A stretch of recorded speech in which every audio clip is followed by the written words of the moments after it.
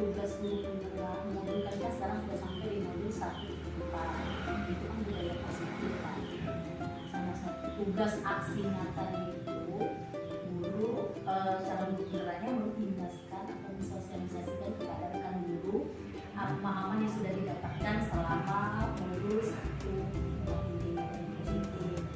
Jadi rencananya hari ini saya mau menjelaskan kepada teman-teman di sekolah ini tentang pemahaman di modul tersebut. Saya minta izin nama Pak.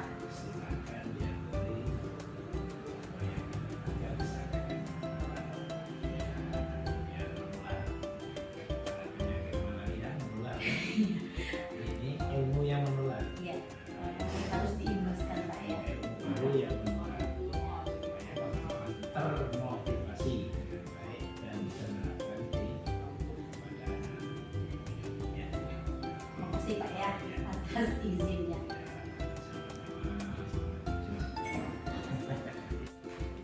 Assalamualaikum warahmatullahi wabarakatuh. Waalaikumsalam warahmatullahi wabarakatuh. Baik anak-anak, sekarang di sini kita sebelum memulai pelajaran kita akan membuat kesepakatan atau keyakinan kelas untuk di kelas 12 IPA. Ya, tujuan dari pembuatan keyakinan kelas ini supaya proses belajar mengajar kita menjadi lancar dan tertib. Oke ya, sekarang kesepakatan kelas jadi harus kita sepakati secara bersama-sama ya. Jadi sekarang ibu akan membagikan kertas ini untuk kalian buat nanti kita kompromikan apa yang akan menjadi kesepakatan di kelas kita. Ya, silakan kalian isi ya.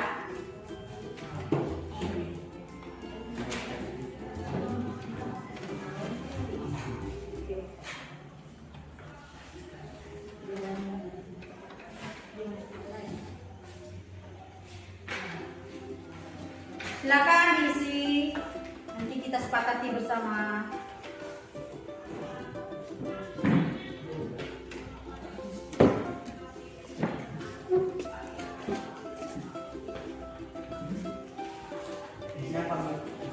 Kesepakatan kelas kira-kira apa yang mau kalian sepakati untuk diberlakukan di kelas kalian? Misalnya dikasih contoh apa?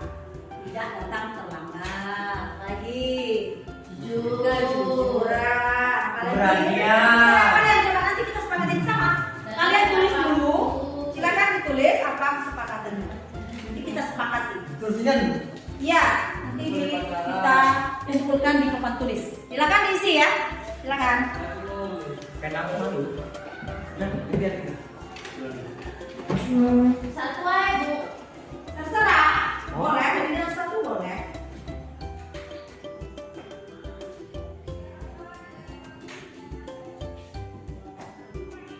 Nah, sudah buat kesepakatan kelasnya. Silakan kalian tempelkan di papan tulis. Gantian ya, silakan.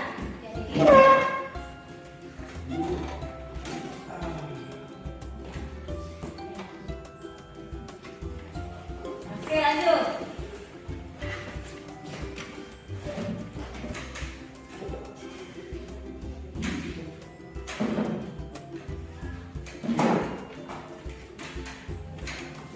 Lanjut. Bawah boleh. Ya.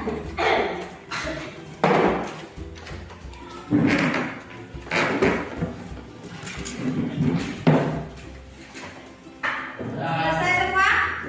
Oke, kalau sudah kita rekap sekarang kita sepakati ya apa yang sudah kalian tempelkan di papan tulis. Kita lihat sekarang. Ini yang sudah kalian buat ini kita kelompokkan ya. Kita kelompokkan. Ini menjaga kebersihan. Ini yang ada di sini ya. Jadi yang menjaga kebersihan dikelompokkan.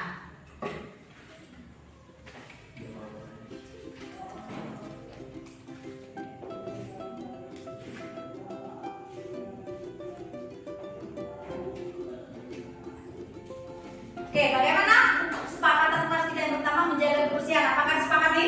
Oke, lanjut. Yang kedua di sini Ibu lihat ada disiplin. Disiplin bagaimana?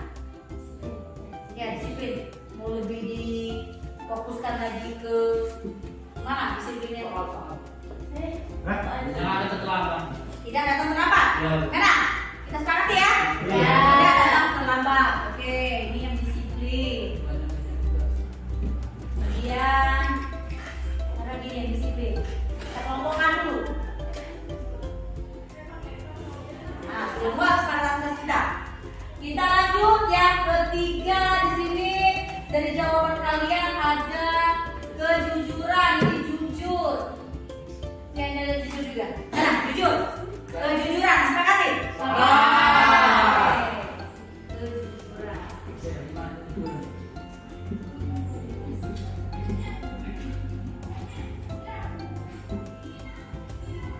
Nah, kemudian yang terakhir ada satu lagi di sini yang sudah kalian tuliskan adalah apa ini? Selalu mematuhi tata tertib sekolah. Bagaimana? Mau disepakati? Oke, baik. Jadi dari kesepakatan yang sudah kalian buat, sepakati bersama. Ada 4 poin ya. Yang pertama tadi apa? Ya, penjaga kebersihan kelas, lalu disiplin, tidak datang terlambat. Lalu berikutnya kejujuran, dan yang terakhir mematuhi tata tertib Sekolah. Baik, jadi semoga kesepakatan kelas yang sudah kita buat ini dapat kita terapkan selama pembelajaran kita di tahun ajaran ini. Oke?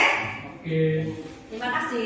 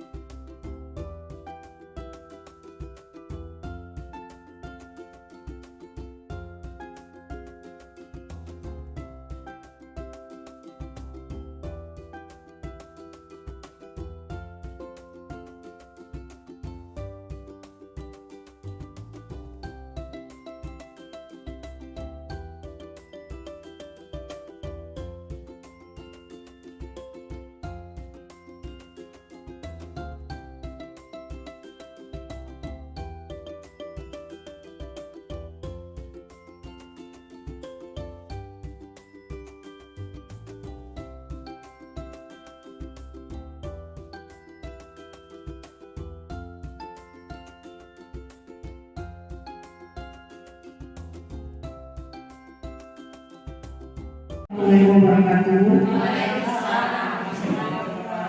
Syukur kita panjatkan kehadirat Allah Subhanahu wa taala di mana pada hari ini kita masih diberikan kesempatan nikmat sehat untuk menghadiri kegiatan sosialisasi pemahaman dan pengalaman penerapan budaya positif di sekolah SMA Negeri 5 Manat Kamis 15 Desember 2022.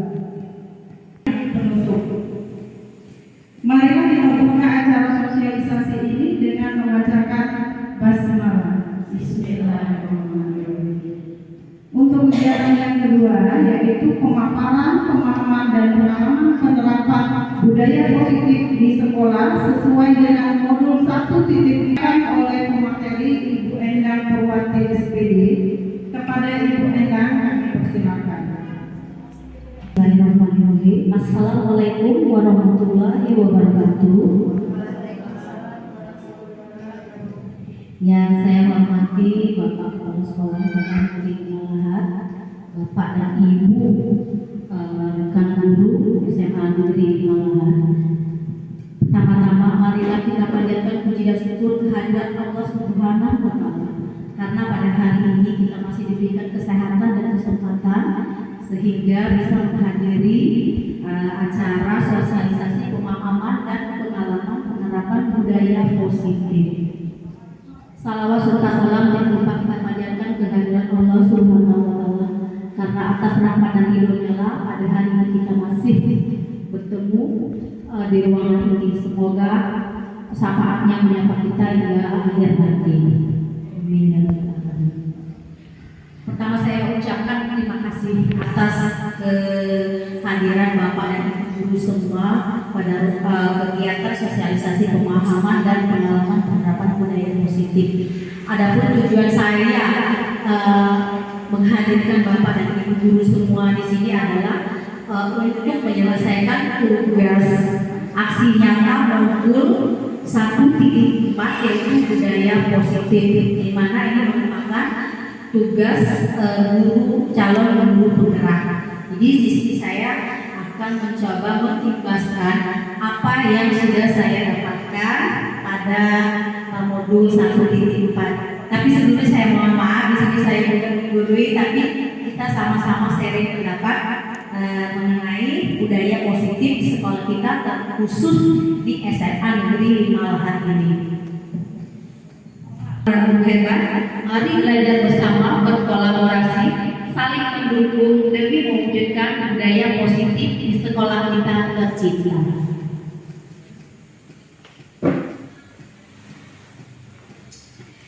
Nah, konsep utama kita mulai saja. Konsep utama modul budaya positif yang akan saya paparkan pada kesempatan ini ada 6. Yang pertama, perubahan paradigma belajar.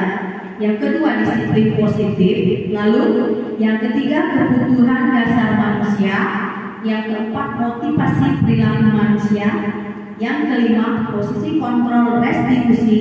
Dan nanti yang terakhir adalah segitiga restitusi. Kita mulai dengan yang pertama, yaitu pembelajaran dengan paradigma baru. Nah, untuk pembelajaran dengan paradigma baru itu dirancang berdasarkan prinsip pembelajaran yang terdiferensiasi sehingga setiap siswa belajar sesuai dengan kebutuhan dari tahap perkembangannya untuk mewujudkan profil pelajar Pancasila. Mulai kan? Jadi kita di sekolah akan menerapkan profil pelajar Pancasila. Nah, seperti sudah kita ketahui, profil pelajar Pancasila ada 6 ya, 6 tema. Karena sudah kita ketahui ya, untuk profil pelajar Pancasila mulai dari kebinekaan global, mandiri, berpikir kritis, gotong royong, kemudian beribadah bertakwa, dan di situ juga lah kreatif. Nah, itu yang kita ajarkan untuk menuju ke kurikulum merdeka. Oke. Lalu ada orang lain untuk mendapatkan kepatuhan. Jadi kita cenderung menghubungkan kata disiplin dengan ketidaknyamanan. Kemudian sebagai pendidik, tujuan kita adalah menciptakan anak-anak yang memiliki disiplin diri sehingga mereka bisa berperilaku dengan mengacu pada nilai-nilai kebajikan universal dan memiliki motivasi intrinsik, bukan ekstrinsik. Jadi motivasinya itu intrinsik, datang dari dalam diri anak kita itu sendiri ya. Lalu untuk melakukan sesuatu tanpa sogokan, ancaman maupun hukuman. Kita lanjut ke pembahasan yang ketiga, yaitu kebutuhan dasar manusia. Kebutuhan dasar manusia ada 5. Yang pertama, bertahan hidup. Yang kedua, kasih sayang dan rasa diterima. Yang ketiga, penguasaan. Keempat, kebebasan. Dan yang kelima adalah kesenangan. Satu contoh motivasi perilaku manusia itu biasanya motivasi itu untuk menghindari ketidaknyamanan dan hukuman ya, itu salah satunya. Murid yang kedua ada mendapatkan imbalan atau penghargaan dari orang lain. Nah, murid melakukan disiplin diri karena dia ingin mendapatkan imbalan. Ini merupakan juga motivasi ekstrinsik. Nah, yang ketiga, motivasi itu adalah menghargai nilai-nilai kebajikan. Murid melakukan disiplin diri karena sadar akan nilai kebajikan dirinya. Ini merupakan motivasi intrinsik. Jadi yang akan kita pakai yaitu motivasi perilaku yang menghargai nilai-nilai kebajikan.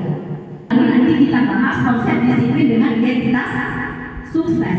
Oke, sekarang kita lihat konsep disiplin dengan identitas gagal ya.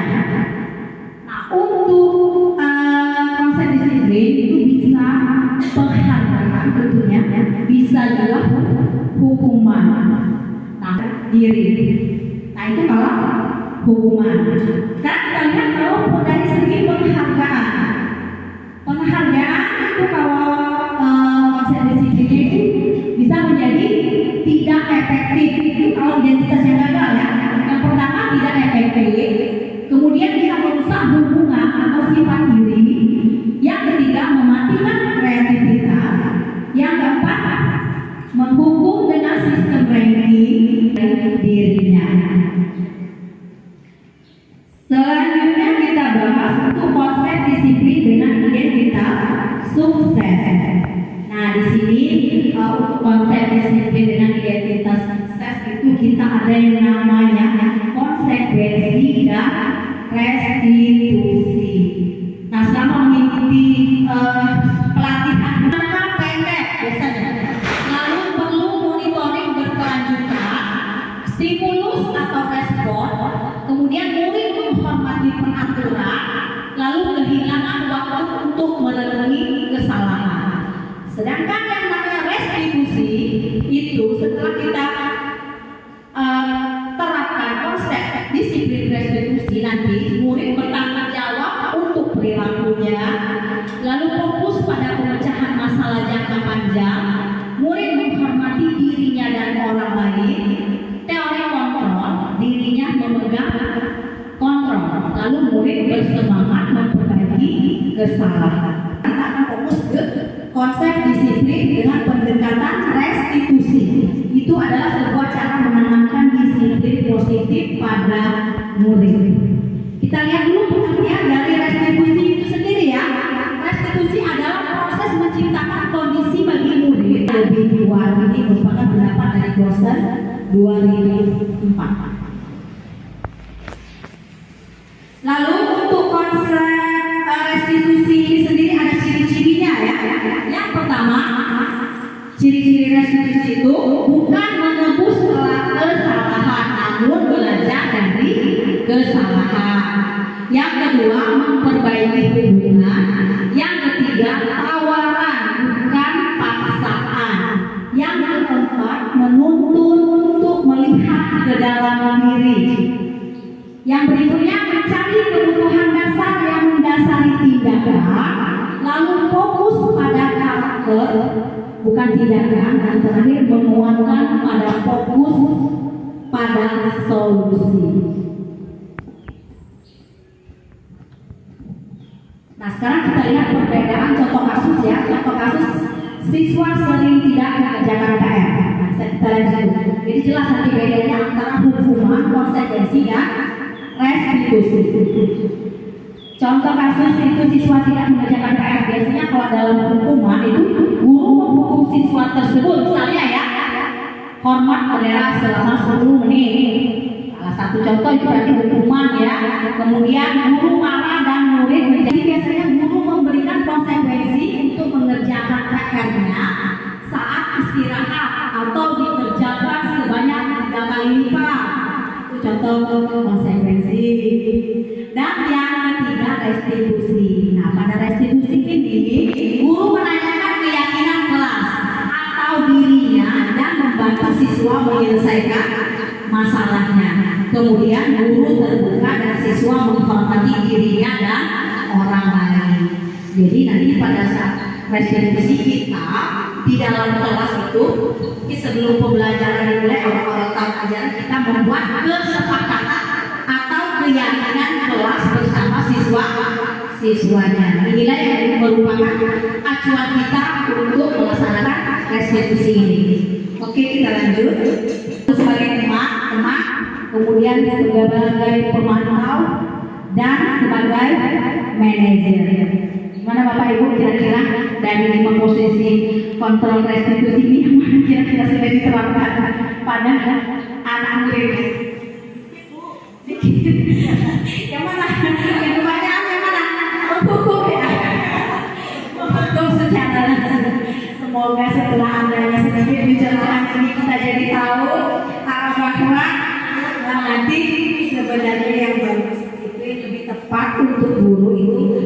posisi kita bisa sebagai teman, bisa pemantau atau manajer.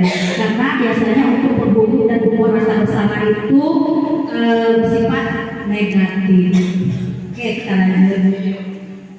Bersalah. Contohnya, berapa kali Bu Guru harus memberitahu kamu, Bu Guru kecewa sama kamu. Dari ucapan kita itu sudah akan memunculkan rasa bersalah pada diri anak. Lalu yang ketiga sebagai teman, nah itu dari kalimatnya. Jadi yang membedakan itu kita dari cara kita, kata-kata kita itu ya. Kalau dari teman, ayolah tertib, buat ibu guru bangga. Kali ini tidak apa-apa kamu salah.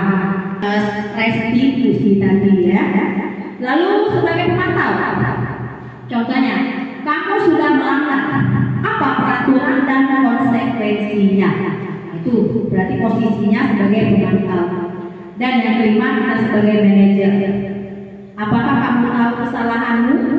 Kira-kira bagaimana kamu akan memperbaiki kesalahan ini? Jadi dari sini nanti kita dapatkan solusi dari kesalahan yang dilakukan oleh murid. Oke, ada 3 tahap atau 3 langkah dalam restitusi ya. Yang pertama, menstabilkan identitas. Kita semua akan melakukan hal terbaik yang bisa kita lakukan. Lalu langkah yang kedua, validasi tindakan yang salah. Semua perilaku pasti memiliki alasan. Jadi nanti kita tanya ke siswanya alasan dia melakukan pelanggaran itu apa. Kemudian langkah yang ketiga, menanyakan keyakinan. Kita semua memiliki motivasi internal yang datang dari dalam diri. Oke. Nah, berikut ada contoh penerapan segitiga restitusi dalam bentuk video. Mari kita simak. Restitusi. Silakan disimak. Kenapa hari dari sini? Kesel Pak, kesel banget. Masa aku dikatain tukang fitnah Pak? Ya aku marah lah. Aku udah dikatain Eka di depan kelas. Kesel banget. Oh begitu. Ya pasti kamu marah dan kesal. Bapak juga sama apabila ada yang menuduh Bapak seperti itu. Stabilkan identitas. Kemudian pada saat itu kamu mau melakukan apa? Ya saya langsung ngatain Eka lah Pak. Kesel banget. Saya bentak-bentak dia depan teman-teman lain. Itu bukan? Iyalah, saya diam saja Pak. Ya saya bela diri lah. Masa saya dituduh tukang fitnah? Ya wajar lah. Mempertahankan harga diri itu sesuatu yang penting buat kamu. Untung kamu tidak bertindak lebih gegabah lagi, hanya membentak-bentak. Iya Pak. Ya pasti ya. Tapi kamu memilih untuk tetap bertahan dan bersabar. Kamu memilih untuk tidak berbuat lebih parah lagi, bukan? Iya. Nah, sekarang coba kita lihat lagi tindakan kamu yang bentak-bentak Eka di kelas.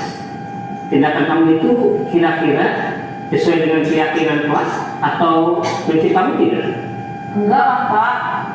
Capek Pak jadi pemarah. Jadi keyakinan atau prinsip mana yang kurang sesuai dengan keinginan kamu? Ya, saya sebenarnya sangat menghargai orang lain. Mungkin saat itu saya menjadi emosi, jadi tidak menunjukkan sikap itu. Kamu meyakini tidak menghargai orang lain itu penting buat kamu? Yakinlah Pak. Iya, setuju. Kita harus saling menghargai. Namun ada juga keyakinan yang kita sepakati yang perlu kita jalankan apabila kita sedang marah, kan? Jadi lebih sabar, mengambil waktu jeda untuk berpikir mau apa selanjutnya. Kira-kira kamu bersedia memperbaiki masalah ini tidak? Bersedia Pak. Kalau kamu memperbaiki masalah ini, kamu akan menjadi orang seperti apa? Saya akan menjadi orang yang bertanggung jawab kali ya Pak. Dan senantiasa proaktif. Iya, menurut kamu bagaimana rasanya menjadi orang seperti itu? Ya nyaman lah, bangga bisa bersabar dan menahan diri. Baiklah kalau begitu. Yuk kita pikirkan bagaimana memperbaiki masalah ini.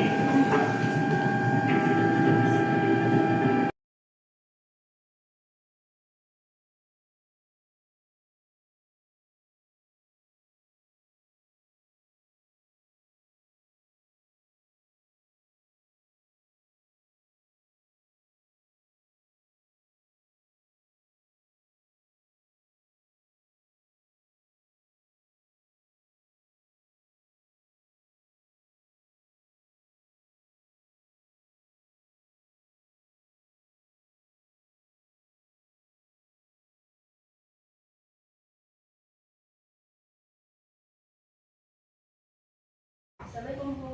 Waalaikumsalam. Silakan duduk. Selamat siang Septi. Siang Ibu. Gimana kabarnya hari ini? Alhamdulillah ya. Alhamdulillah. Septi tahu alasan kenapa Septi dipanggil menemui Ibu di sini? Tidak. Tidak. Tadi Ibu melihat Septi di kelas waktu ulangan, Septi melihat jawaban temannya, betul nggak? Iya betul. Artinya apa? Mencontek. Mencontek ya. Sekarang Ibu tanya, mencontek itu perbuatan baik atau tidak baik? Tidak baik. Oh, tidak baik. Mencontek itu adalah sebuah kesalahan kan. Jadi semua orang pasti pernah melakukan kesalahan. Ibu juga pernah melakukan kesalahan. Septi tadi melakukan kesalahan seperti mencontek. Jadi sekarang Ibu bukan mau mencari siapa yang salah, tapi Ibu mau membantu Septi mengatasi permasalahan Septi yang mencontek tadi. Iya. Nah, sebelum dilanjutkan, coba cerita dulu deh, kenapa Septi sampai alasannya mencontek? Semalam tidak belajar Bu. Tidak belajar. Kenapa tidak belajar? Main HP. Ya, main HP. Ya, main HP. Tuh, main HP ya. Sampai malam ya. Iya Bu. Jadi dengan main HP Septi tidak belajar. Akhirnya tidak bisa menjawab soal kan? Iya. Jadi melihat jawaban temannya ya. Iya Bu. Nah, Septi masih paham nggak apa keyakinan kelas kita yang kita buat waktu di awal masuk sekolah? Tahu Bu. Apa? Jujur. Jujur. Nah, jujur itu penting nggak buat Septi? Penting. Penting. Baik nggak bagi kita nilai kejujuran itu? Baik. Baik. Nah, baik ya, sekarang Ibu tanya sama Septi, apa kira-kira yang perlu kita lakukan agar Septi tidak mencontek kembali? Karena mencontek itu perbuatan yang tidak jujur, nak. Ya, apa coba kira-kira yang harus dilakukan? Mengerjakan dengan semampunya. Ya, mengerjakan dengan semampunya. Terus apa lagi? Berdoa kepada Allah Subhanahu wa taala. Nah, berdoa kepada Allah Subhanahu wa taala. Yakin bisa? Bisa Bu. Nah, sekarang Septi sudah tahu apa yang harus dilakukan? Sudah. Betul, sudah siap. Iya Bu. Tahu apa yang dilakukan ya. Baik, sekarang kapan Septi akan memulai apa yang Septi katakan tadi? Mulai hari ini Bu. Hari ini. Ya, baik ya. Baik, mulai hari ini Septi akan berusaha menjadi pribadi yang lebih baik lagi dengan belajar. Apalagi tadi? Oh ya, berdoa kepada Allah. Berdoa kepada Allah. Kemudian mengerjakan sesuai dengan Kemampuan. kemampuan. Baik, mudah-mudahan nanti setelah ini, hari ini akan dimulai kegiatan tersebut. Semoga Septi menjadi pribadi yang lebih baik lagi, yang jujur, menjadi kebanggaan orang tua, menjadi anak yang soleha. Ya, Ya. terima kasih Septi. Silakan ya, boleh kembali ke kelasnya. Mari Bu. Ya, makasih. Nah, itulah tadi contoh penerapan segitiga restitusi dalam mencari solusi kesalahan yang dilakukan oleh murid. Nah, dalam penerapan program disiplin positif, hendaknya guru memiliki standar kepribadian yang profesional dan sosial yang baik, di mana guru mampu berrefleksi ya pada posisi kontrolnya saat ini. Bagaimana perjalanan dirinya sebagai seorang among. Jadi posisi kita sebagai seorang guru itu sebagai among atau posisi manajer seperti yang setelah saya jelaskan tadi pada saat posisi kontrol guru ya, salah satunya adalah manajer. Nah, mungkin ini saja yang dapat saya sampaikan. Semoga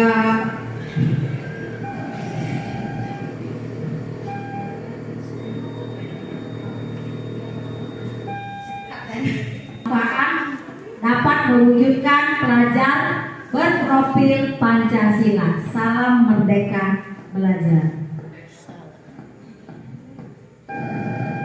Terima kasih. Salam guru penggerak. Tergerak, bergerak, menggerakkan. Wassalamualaikum warahmatullahi wabarakatuh. Waalaikumsalam warahmatullahi wabarakatuh. Terima kasih kepada Ibu Endang Purwanti atas sharing ilmunya. Nah, ilmunya ini sangat bermanfaat bagi kita. Ya. Terakhir, demikianlah kegiatan sosialisasi pemahaman dan pengalaman penerapan budaya positif di sekolah. Semoga ilmu yang sudah diberikan tadi bisa bermanfaat pada kita sebagai guru dan juga bisa kita terapkan di SMA tercinta kita ini, SMA Negeri 5 Lahat. Marilah kita tutup kegiatan ini dengan mengucapkan Alhamdulillah. Alhamdulillahirrahmanirrahim. Saya sebagai moderator pada hari ini, apabila ada salah-salah kata, saya mohon maaf. Pada Allah saya mohon ampun. Billahi taufiq wal hidayah. Wassalamualaikum warahmatullahi wabarakatuh. Waalaikumsalam warahmatullahi wabarakatuh. Assalamualaikum warahmatullahi wabarakatuh. Perkenalkan, saya Ibu Ayuti Ekasari. Saya merupakan rekan kerja Ibu Endang Purwanti. Menurut saya, setelah Ibu Endang melakukan paparan mengenai budaya positif, ternyata budaya positif itu sangat bagus apabila diterapkan di sekolah kami ini, karena rata-rata siswanya memang sehari-hari sudah melakukan disiplin sekolah, tapi disiplin itu belum berasal dari dalam dirinya sendiri, baru berasal dari luar, dari pengaruh teman, bisa dari lingkungan. Sedangkan bagi kami rekan guru itu juga sangat baik, jadi kami bisa memposisikan diri kami kepada siswa itu, apakah kami sebagai pemberi hukuman, sebagai pemantau, atau sebagai manajer. Semoga apa yang telah disosialisasikan oleh Ibu Endang Purwanti dapat diterapkan di sekolah kami ini untuk membentuk siswa yang berkarakter sesuai dengan harapan kita. Mungkin itu saja yang bisa saya sampaikan. Kurang dan lebih saya mohon maaf. Kepada Allah saya mohon ampun. Terima kasih. Wassalamualaikum warahmatullahi wabarakatuh. Assalamualaikum warahmatullahi wabarakatuh. Perkenalkan, saya Agnes Kirana, murid kelas 12 IPA, SMA Negeri 5 Lahat. Selama ini, Bu Endang telah mengajarkan nilai-nilai kebajikan. Saya bersama teman-teman dan Ibu Endang di kelas telah membuat kesepakatan kelas berdasarkan nilai-nilai kebajikan yang telah disepakati bersama. Saya merasa senang dalam membuat kesepakatan ini, karena saya dan teman-teman bisa belajar dengan nyaman, aman, dan tentunya bahagia. Terima kasih. Wassalamualaikum warahmatullahi wabarakatuh.